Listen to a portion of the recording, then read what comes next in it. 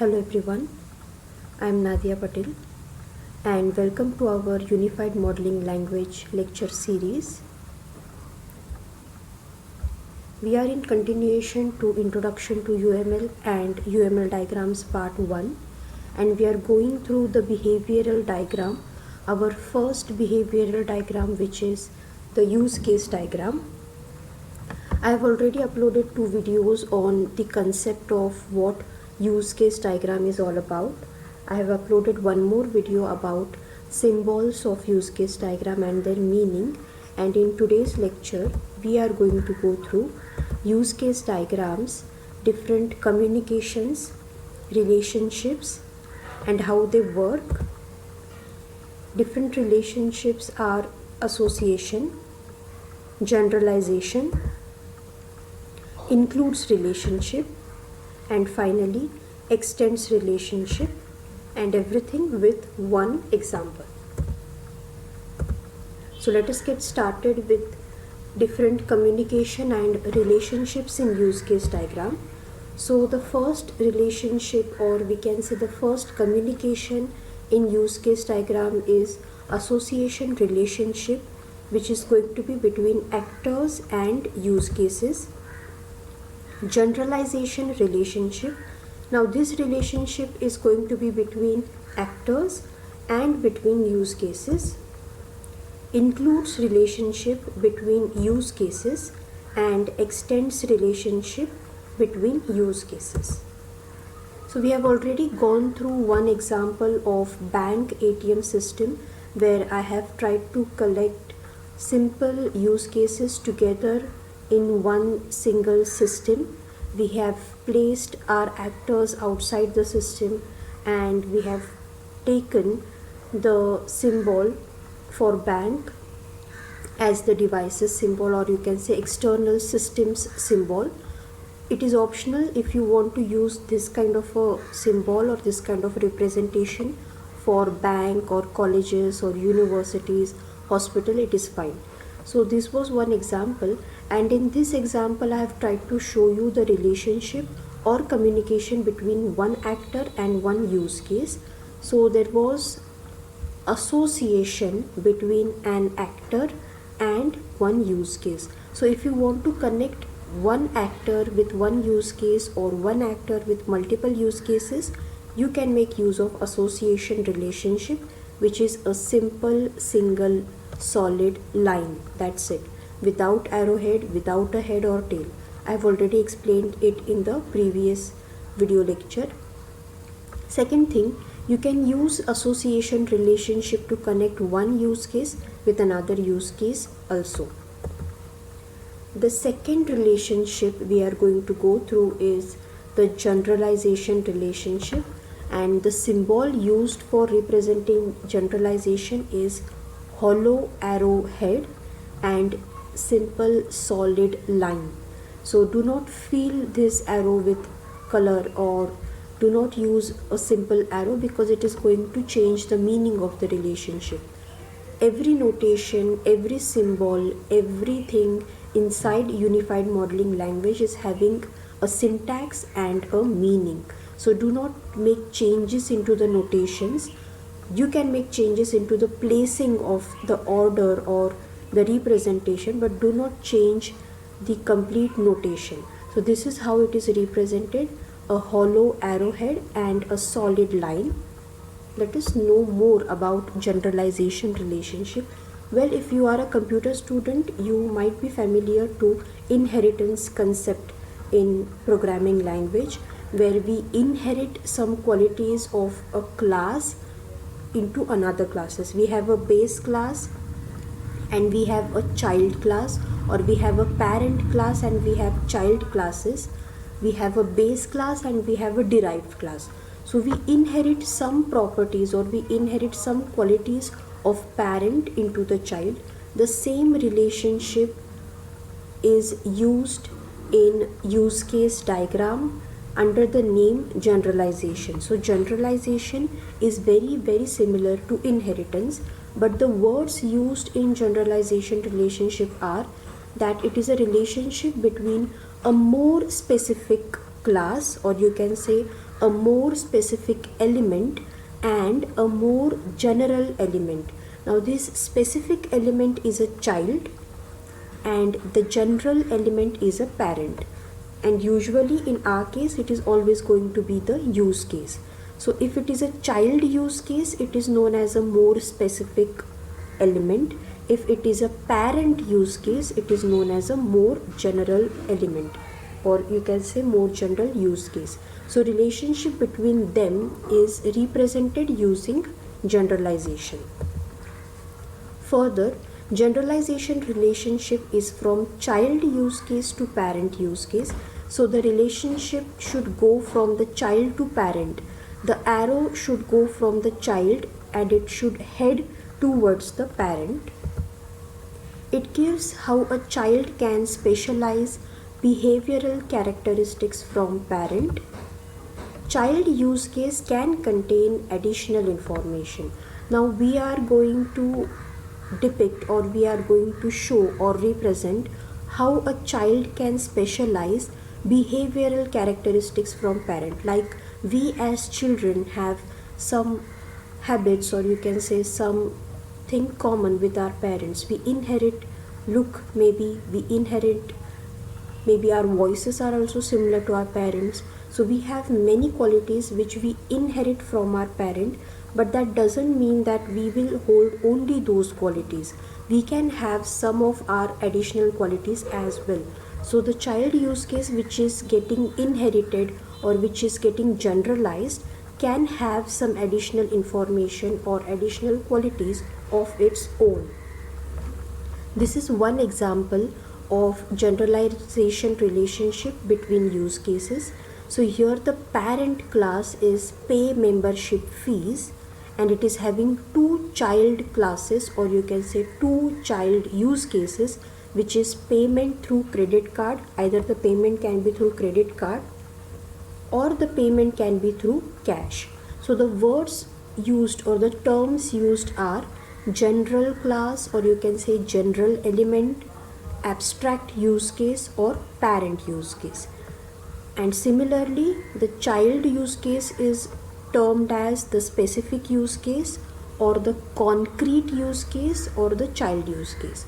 If you're making use of the word or the term general for parent, make use of specific for child. If you're using term abstract for parent, make use of concrete for child. And if you want to keep it simple and understandable, you can make use of parent use case and child use case simply. So do not forget to note that the arrowhead while making use of generalization relationship should be from the child use case to parent use case. So always connect it likewise. Your arrow should be pointing towards the parent, because child has got some behavioral characteristics from parent. This is a simple representation where you want to show that one use case is holding qualities and it is having some smaller use cases having similar qualities. If you want to show that, or simply speaking, when we have a classification and we have some types, in such case also you can make use of generalization relationship. Now many a times three of these relationship, the association is quite simple, it has not got any technicalities inside it, but the generalization includes and extends sometimes feels the same, but there are some minor differences between them which I'll explain with the help of example. So the second thing is generalization relationship between actors. So similarly, if you are having a customer, the customer can be a regular customer or it can be a new customer. So I have made use of generalization symbol and have depicted it. This is my parent actor and these are the child actors. So I have made use of arrowhead which is pointing towards the parent.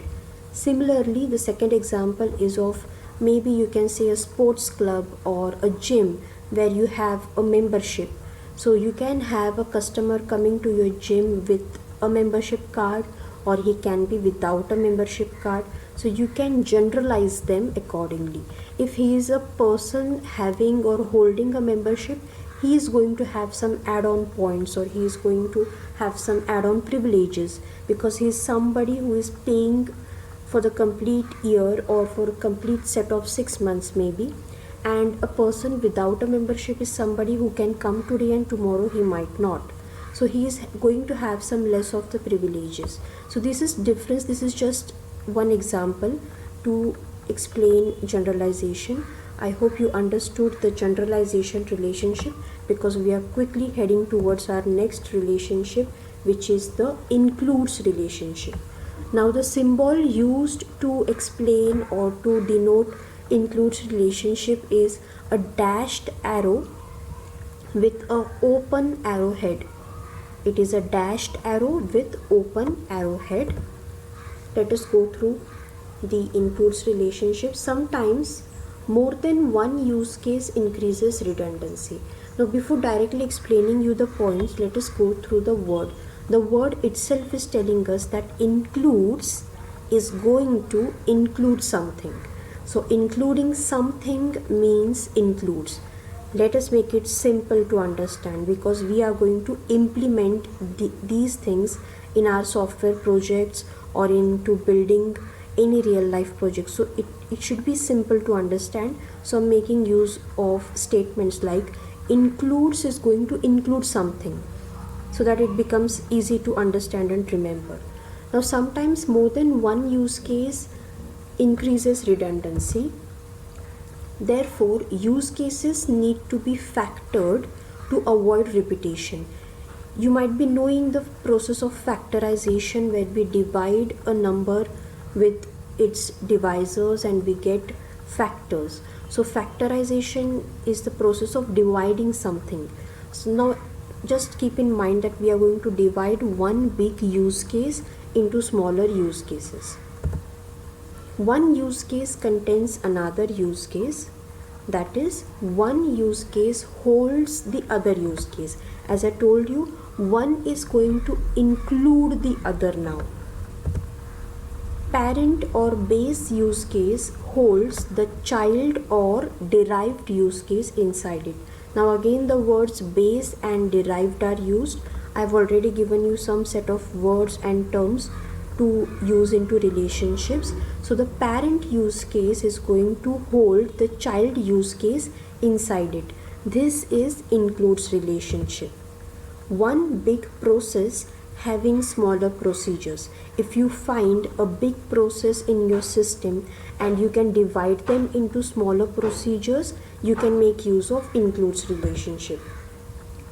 Here the base use case, that is the abstract use case, is incomplete without these smaller included use cases. This is one important statement which is saying that the base use case, that is our parent use case, is incomplete without these smaller use cases, that is our child use cases. This statement was not present in the generalization relationship.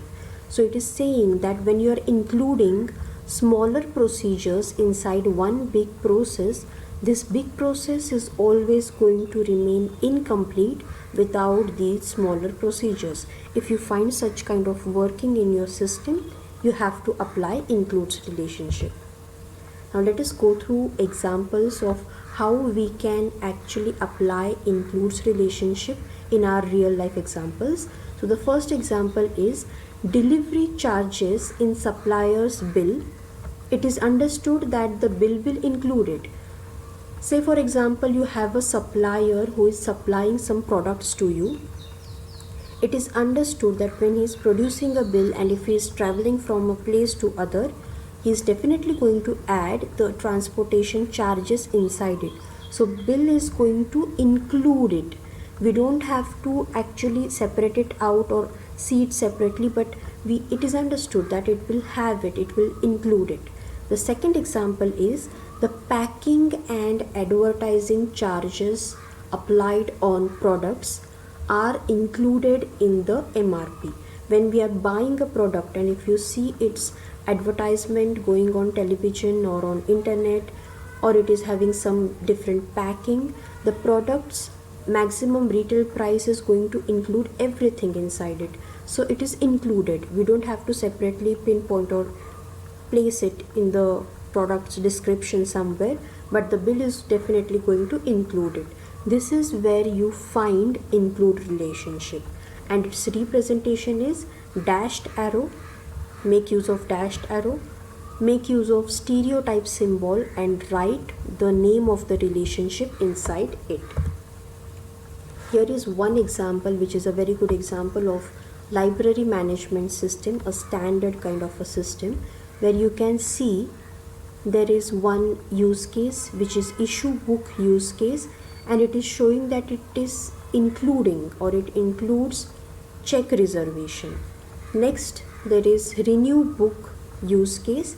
It includes again check reservation, it includes get users selection, and it includes update selected books. Now do not forget that arrowhead should be from parent to the child. So it should be from parent to child. In generalization, we had the arrowhead from child to parent. The arrowhead was pointing to the parent, but in includes relationship, the arrowhead should point to the child.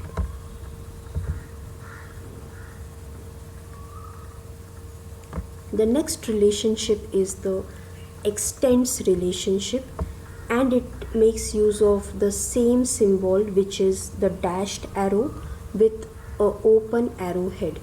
Here one use case is extended. It has some extension points. These extension points are again different use cases which add additional behavior when certain conditions are satisfied. Again, a very important statement. We have gone through the two relationships, but we did not find anywhere the point or the part or the word conditions. So this is one relationship where there are going to be some extension points, and these extension points are going to add some behavioral properties if and only if they are satisfying some conditions. We need to use or we need to represent extends relationship only if there is a need of adding some extended functionality or behavior in our system. Here the base class, that is the parent, can have any number of extension points. The base use case, that is the abstract use case, is complete. The word used is complete without these extension points and doesn't require the extension points for its execution.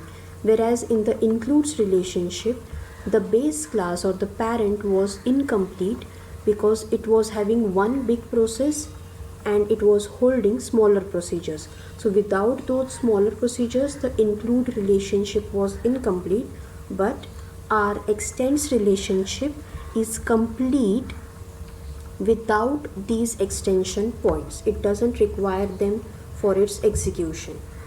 The extending use cases are usually optional and can be triggered conditionally. For example, the help tab in ATM. We all visit ATM, we all are familiar to ATM. When we say ATM, we have functions or modules like withdraw, deposit, funds transfer, etc.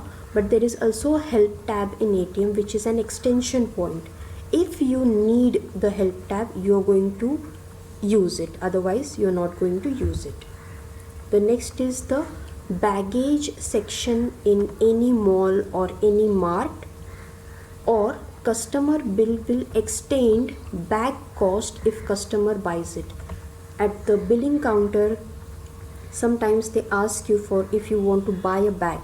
If you say yes, some additional minimum charges are going to get added in your bill. If you are saying no, the bag cost is not going to get added, but still the bill is going to get generated. That means this extension point is just optional. Whether the customer can opt for it, whether he can buy it or he will not buy it, but this is not going to affect the bill. Anyways, the bill is going to get generated. The third example is a ticket reservation system which is assigning seats. So the seats can be a window seat, a middle seat, or the aisle seat, or the normal seat. So this is an optional part. Anyway, we are going to reserve the seat, but there is a privilege in your customer if he demands, if he asks for a specific seat, and if he needs to pay for it, it is going to be different. But anyway, if he doesn't demand for a window seat, we are going to anyways reserve his seat. So this is the representation of extends relationship. Here the use cases are connected using the dashed arrow with a open arrow head, and we are going to specify a guard condition. The guard condition is the condition which needs to be satisfied, then and then only this use case will get extended to the other.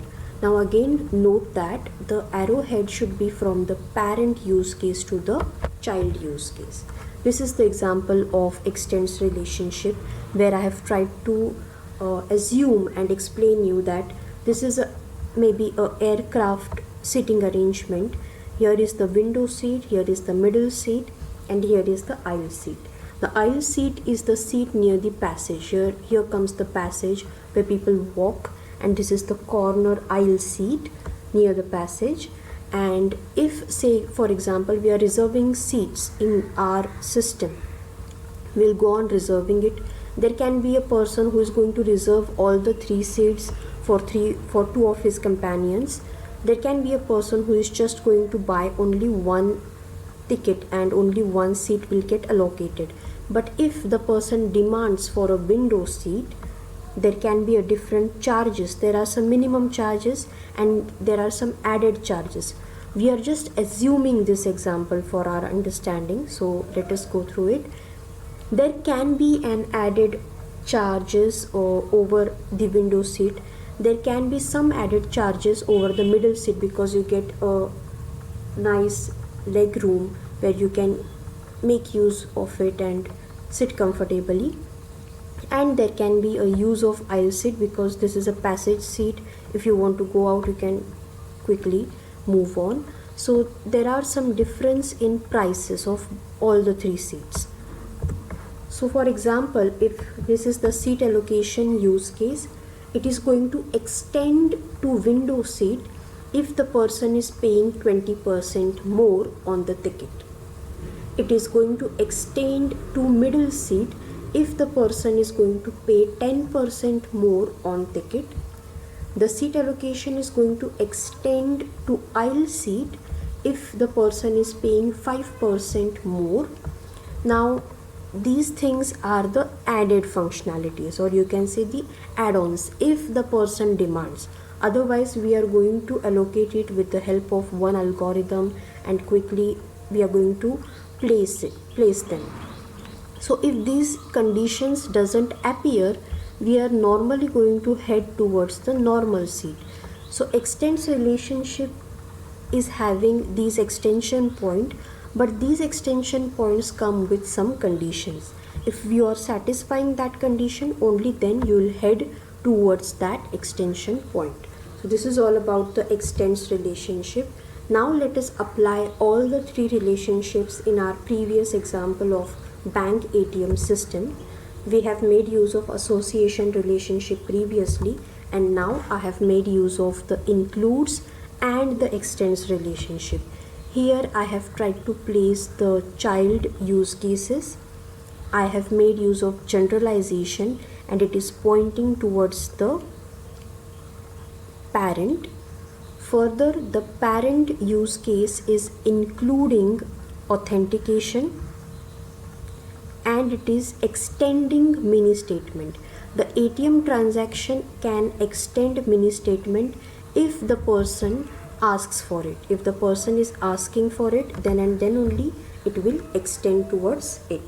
So this was all about our relationships in use case, which is generalization, includes and extends. Now one more thing to remember is usually everything, that is the relationships and together with use cases, are placed inside the system's boundary. But if it becomes difficult for you to manage it to arrange it, you can make use of it as a separate diagram beneath your main diagram. But as a, you can say, a protocol, or you can say as a condition, everything which is technical and which is inside the system should take place inside the boundary. So make sure you arrange your use cases accordingly and show your relationships near them itself. So do not place it outside the system's boundary. I have made this so that it becomes easy for me to explain and easy for you to understand. Thank you very much. I hope you understood today's lecture. Thank you for listening.